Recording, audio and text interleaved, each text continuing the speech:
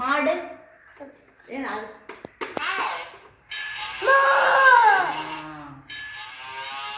சேவல் அங்க இருக்கு. கோழி.